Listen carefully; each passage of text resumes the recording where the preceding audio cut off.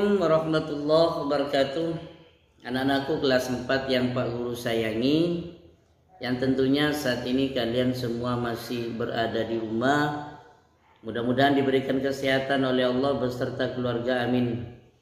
Dan mari kita awali pembelajaran IPS pada tema 6 subtema 3. Pada hari ini kita mulai dengan ucapan Bismillahirrahmanirrahim, dengan harapan mudah-mudahan pembelajaran pada hari ini bersama ridho Allah Subhanahu wa taala, amin. Nah, anak-anakku yang Pak Guru sayangi, untuk materi IPS tema 6 pada subtema 1 dan subtema 2 kita sudah membahas tentang pemanfaatan sumber daya alam. Jadi sumber daya alam yang Allah ciptakan untuk kita, khususnya Allah sediakan untuk warga Indonesia yang memiliki tanah yang subur, yang diistimewakan oleh Allah, diberi sumber daya alam yang sangat melimpah ruah. Nah, ini dimanfaatkan oleh manusia untuk beraktivitas mempertahankan hidup, sehingga dengan adanya sumber daya alam ini dapat mempengaruhi terhadap jenis pekerjaan setiap orangnya, jenis pekerjaan setiap manusia.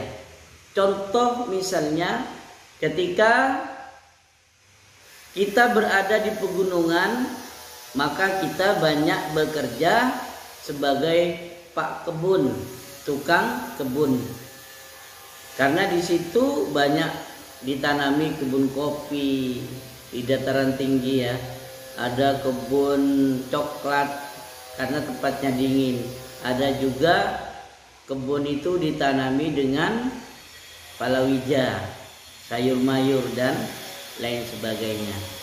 Nah, ketika kita berada di dataran rendah, biasanya di tempat pemukiman, di perkotaan, itu banyak orang bekerja sebagai sopir, pegawai, bekerja sebagai pengantar barang, pak pos, PLN, listrik, perkantoran, bank, dan banyak yang lainnya.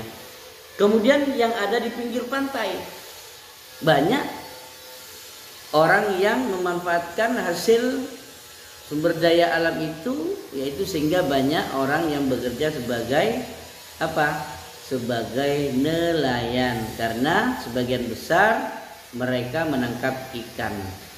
Nah, jadi inilah sebagai bukti bahwa sumber daya alam dapat mempengaruhi jenis pekerjaan setiap manusia di mana manusia itu berada. Nah, untuk tema 6 subtema 3 ini kita akan membahas beberapa macam sumber daya alam yang Allah berikan, baik sumber daya alam yang dapat diperbaharui seperti contoh tumbuhan dan atau juga seperti contoh binatang, dan juga sumber daya alam yang tidak dapat diperbarui, yaitu termasuk diantaranya adalah bahan tambang. Nah, pada pertemuan kita kali ini di subtema 3 kita akan membahas persebaran sumber daya alam, baik yang dapat diperbaharui dan tidak dapat diperbaharui.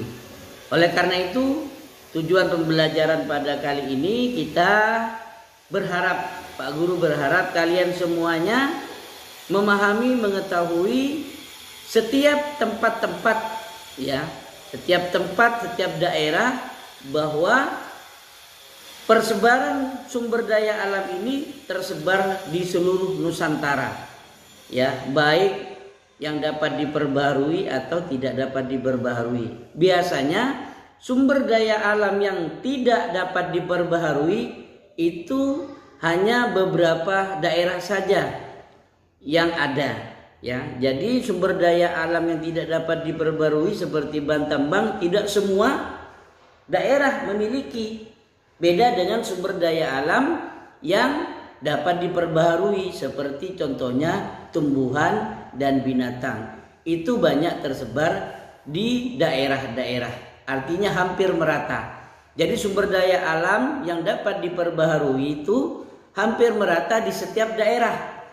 Akan tetapi sumber daya alam yang tidak dapat diperbaharui seperti contohnya bahan tambang seperti emas, timah, perak dan sebagainya, itu tidak semua daerah menghasilkan atau tidak semua daerah ada.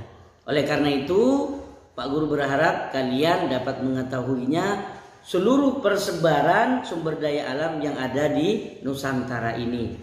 Oleh karena itu, mari kita saksikan bersama-sama persebaran sumber daya alam, baik yang dapat diperbaharui dan yang tidak dapat diperbaharui. Sumber daya alam yang dapat diperbaharui salah satunya adalah binatang. Nah, anak-anakku, persebaran binatang yaitu berupa harimau dan gajah, yaitu banyak terbesar berada di Pulau Jawa dan juga terdapat di Pulau Sumatera. Selanjutnya yaitu badak bercula satu, banyak terdapat di Pulau Ujung Kulon.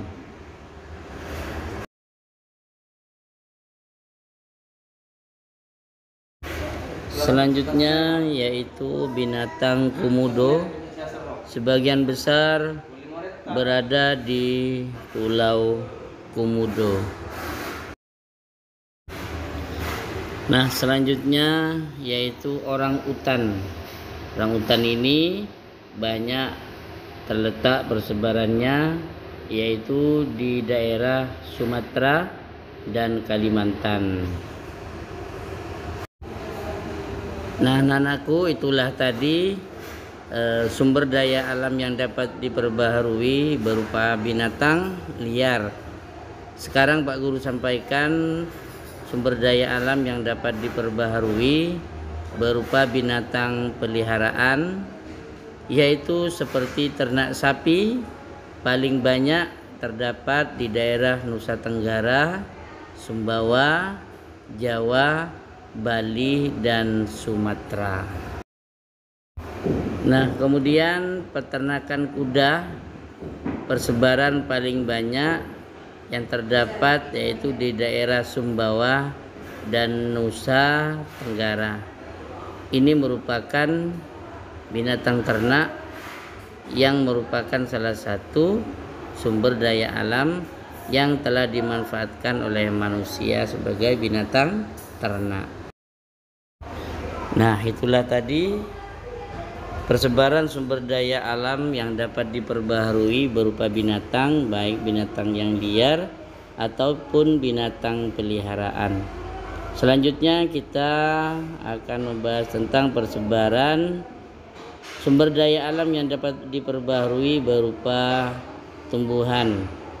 Seperti karet, tempat persebaran terbesar yaitu terdapat di Aceh, Sumatera Utara, Sumatera Selatan, Jawa Barat, Jawa Timur, Jawa Tengah, dan juga banyak di Kalimantan Selatan.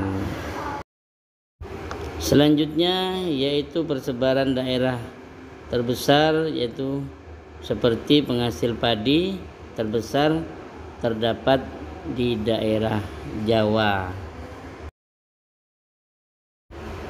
Kemudian persebaran jagung terbesar yaitu terdapat di daerah Jawa Timur, kemudian di Pulau Madura, Sulawesi, dan juga banyak terdapat di Nusa Tenggara. Nah, selanjutnya anak-anakku, tadi kita sudah membahas persebaran sumber daya alam yang dapat diperbaharui. Sekarang persebaran sumber daya alam yang tidak dapat diperbaharui. Salah satunya yaitu berupa bahan tambang. Kemudian bahan tambang berupa minyak bumi, yaitu tempat bersebarannya terbesar yaitu di Jawa, Sumatera, Papua, dan Kalimantan.